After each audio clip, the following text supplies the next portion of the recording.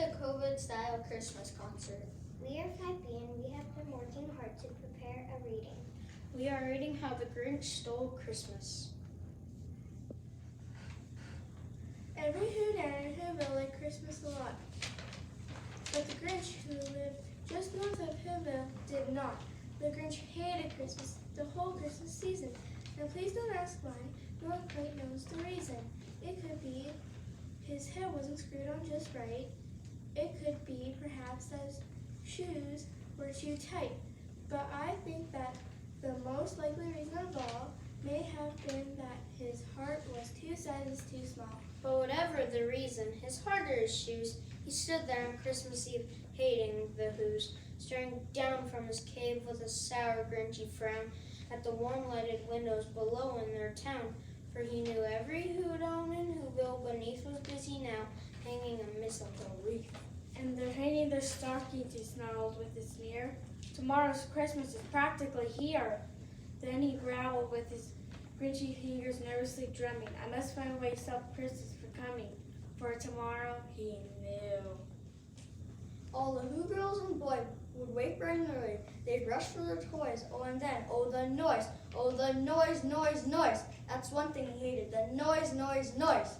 Then the Whos, young and old, would sit down to feast. And they'd feast, and they'd feast, and they'd feast, feast, feast. They'd feast on Who pudding and rare Who roast beast, which was something the Grinch couldn't stand in the least. And then they'd do something he liked least of all. Every Who down in Whoville, the tall and the small, would stand close together with Christmas bells ringing.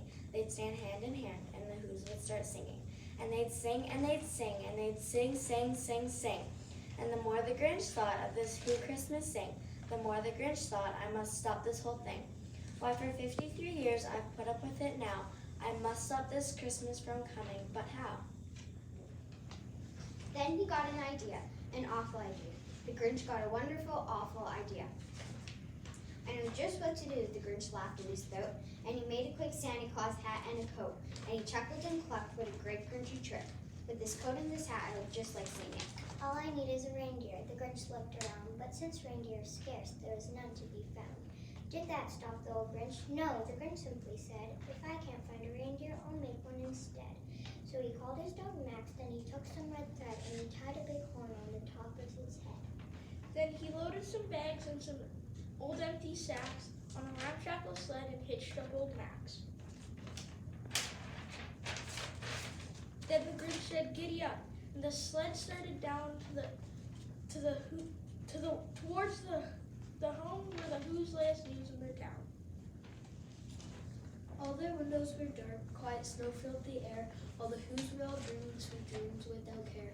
When he came to the first little house on the square, this is stop number 1, the old Grinch Claus hissed, and he climbed to the roof, empty bags in his fist. Then he slid down the chimney a rather tight pinch, but if Santa could do it, then so could the Grinch.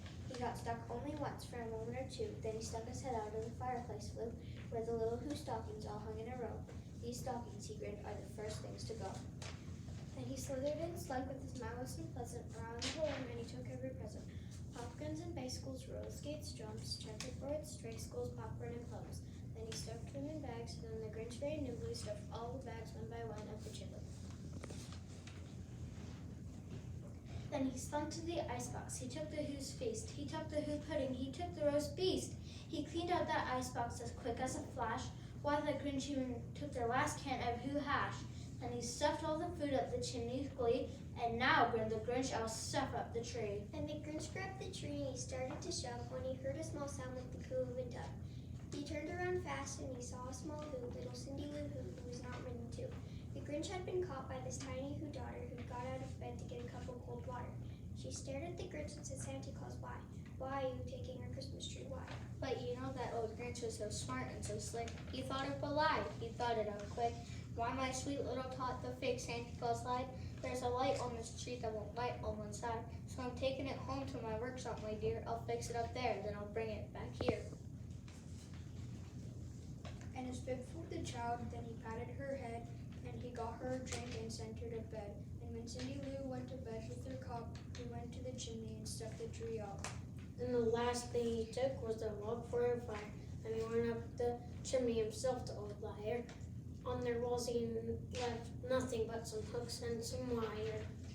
And that one speck of food that he left in the house was a crumb that was even too small for a mouse. Then, did the same thing to the other whose houses. The leaping crumb was much too small for the other whose mouses. It was 1/4 down, all the news still abed, the who's still snories. When he packed up his sled, picked it up with their presents, the ribbons, the wrappings, the tags, and the tinsel, the trimming, the trappings.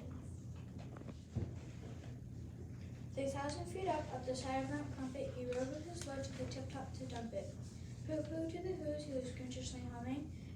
They're finding out now that no Christmas is coming. They're just waking up, I know just what they'll do.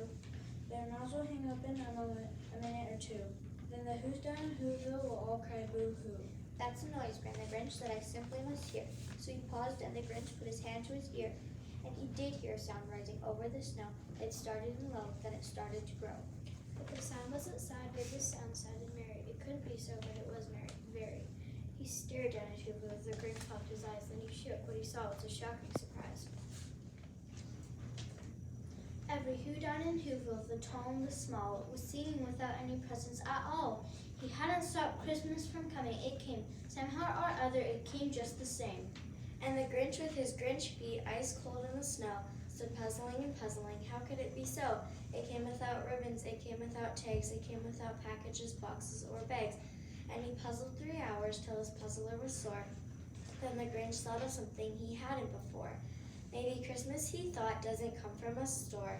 Maybe Christmas perhaps means a little bit more. And what happened then? Well, in Whoville, they say that the Grinch's small heart grew 3 sizes that day, and the minute his heart didn't feel quite so tight, he whisked with his load to the bright morning light. He brought back the toys and the food for the feast, and he himself, the Grinch, carved the roast beast. Merry